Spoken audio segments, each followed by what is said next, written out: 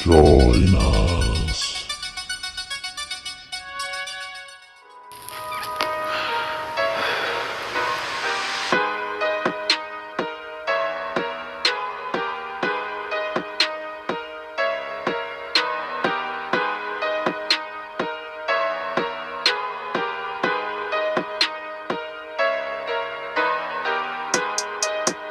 They used to call me Crazy Joe, but now they can call me Batman. What up? Welcome back once again to the Necro Zoo. I am Bones. And in this one, let's go ahead and add one more figure to my McFarlane DC Multiverse collection. Now this time it will be the Batman from Future State. This is actually not Bruce Wayne. It is Tim Fox, the son of Lucius Fox. And it kind of makes sense because this Batman suit is more tech noir compared to the other iterations of Batman. And I'm not too familiar with the complete storyline about the Magistrate and Bruce Wayne is actually still alive and Tim Fox has decided to use the actual guise of Batman the Dark Knight to fight for Gotham in his own way. But like I said, I'm not too familiar with the storyline, but we will take a look at the figure. Now I did check out The Dark Detective, and that one I really loved. And since this one actually comes from the same storyline, I'm actually pretty excited to take a look at him. Now he does look pretty noirish in the packaging, but let's take a closer look at him. But first, he does come with your standard black DC Multiverse stand. Now, these are not always needed, but sometimes they come in useful. He also comes with his data file card. On the front, you have some digital rendering of the figure with enhancements. And on the back, you do have some information. Pretty cool. We'll add that to the collection. Now he does come with some accessories, being first 2 fists, alternate hands. Now it's always nice when a Batman comes with alternate fist hands, seeing as he's usually in a fighting pose, so we will get a lot of use out of these. And he also comes with his own stylized Batarang in a pretty sweet gold color.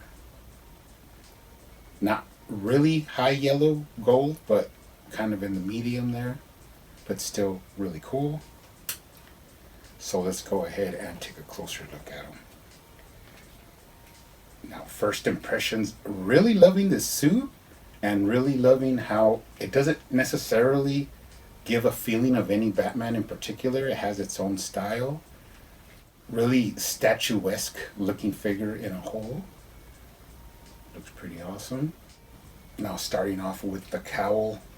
It has its own distinct look. Of course, he does have that cover over his mouth. Now, I'm not sure if this is so that people don't know who the actual Batman is or if it's actually something that he uses, because being Lucius Fox's son, I would think that his suit was a little bit more, technologically advanced than Bruce Wayne's, or they lean more to that side, using technology to their advantage and actually utilizing all their tech to make their own version of Batman, the crime fighter. So pretty sweet. It does have a kind of intimidating look, I could tell you that much. But he does look up pretty good. Down. No problems there. To the right. To the left. And you can cock his head for some character. So all in all, pretty happy with that. Now moving down, he does have his own emblem, and it is raised and sculpted out. It has a little bit of accents of yellow in there. Kind of tempted. I might be matching these yellows in the gold to match the Batarang, just to give them some more life, instead of this dull, like mustard yellow that they used, kind of dirty mustard. So we might look into doing some custom work on this one, even though it'll be probably a little bit more lighter, but still fun nonetheless. Now, let's take a look at his arms. Surprisingly, this guy has really good butterfly joint, because you do get front to back and then you get up and down. So a lot of movement in that arm. Now he does have these shoulder pauldrons, but as always, you can raise them up above his collar.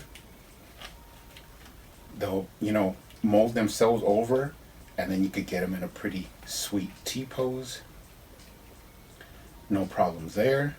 So as long as you work with the articulation that they give you, you shouldn't have any problems at all putting them in some cool poses. Now he does have a bicep cut, double jointed elbows, some beautifully sculpted gauntlets. Even though this one is slightly different, it has its own style. He only has 2 blades, and they're a little bit more elongated than normal. And then you do have the hands, and you get your articulation in the wrist.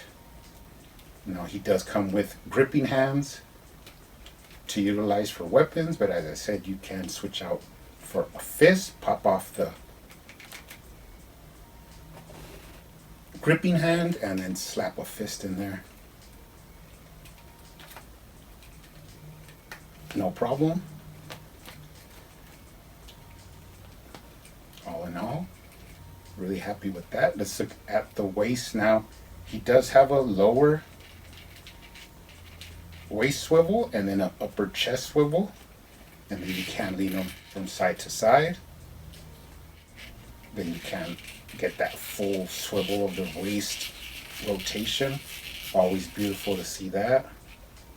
Now he doesn't have too much of a crunch forward, so we might be modifying this one. If I custom this guy out, I'll show how to do the modification so we can get a little bit more ab crunch, even though there's nothing much to it, but just because I never really do it, so just to show you guys, if you wanted to do that, how you could do it.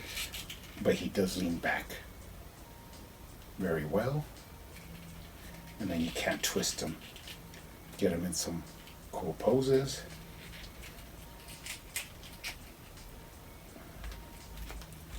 Pretty happy so far. I mean, no negatives, honestly, except for that no crunch. But I mean, really, why would you be all armored up and then want to crunch way forward? That just doesn't make sense. But it's all right. Moving down, he does have a little bit of hip swivel, thigh swivel. Let's check out that belt. Now this one is a composite of pouches and some capsules in there. Does have a buckle in the front. Really digging the suit. It's its own thing. Like I said before, it looks more tech. Like it's armored, probably with inside there's a lot of circuitry and stuff like that. Now you can manipulate his legs to get a lot of articulation in there. You can move his leg out this way. Hip swivel. Double jointed knees. Now these are not sculpted in a way where you could actually touch the knees together, like the heel to the butt, but that's not a big deal. I mean, all the figures are not exactly the same. They're all basically original sculpt, so some will be get more range than others, but it's really nice. I like this peak that goes over the knee guard. Something unique for this Batman. Straighten them out. You have up and down at the foot, but it is a little bit restricted because of the way they did these older ball joints hidden by the cuff of the boot. You have left to right. Rocker. Yep. And you also have toe articulation. Pretty cool figure. Now, before we go, let's take a complete look at the lower body. I love these high boots. I've said this before. If you've never worn high boots that go almost to your knee, then you don't know how it actually feels to feel ready for battle, snugged in. Because when I wrestled, of course, I wore some high wrestling boots, and they went all the way right below my knee. And when I would strap those babies on, I'd be ready to, jump from the top all the way down to the floor and just feel it invincible, actually. So pretty cool boots. All in all, really happy with it. Let's take a look at them from the bottom. Got some slight tread there. Moving up to the back. I mean, cool scope work. You're not really going to see it a lot with this cape. Now the back of the belt has no pouches. They did leave that blank, but it might be because since they're more like technologically advanced, he doesn't need as many pouches, maybe. And then the cape. Now this cape is really nice.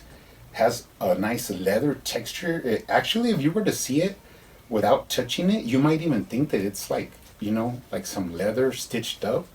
But it's actually not. It is a little bit pliable. It's not the softest, but not really stiff. And then he has this guard that goes from the back of his cowl and meets the cape at the upper part right behind his shoulder blade. So pretty cool style for this unique Batman.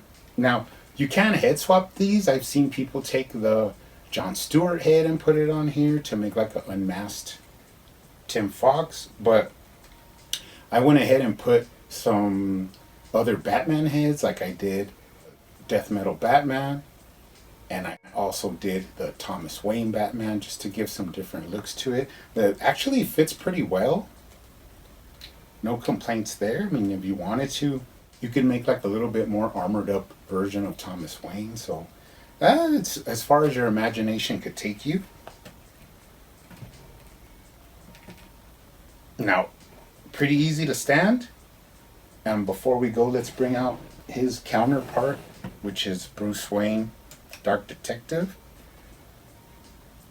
They look pretty nice together. Now in the comics, they do have a lot of scenes together. I'm not sure what that entails, but they do look good together. And I kind of feel like I want to use some of the gunmetal paint that I used on this one and use it on him. That way it'll give him like a connection where they kind of fit together. Pretty interesting. We'll see what happens. Might look into giving him a grapnel gun, like his own specialized grapnel gun.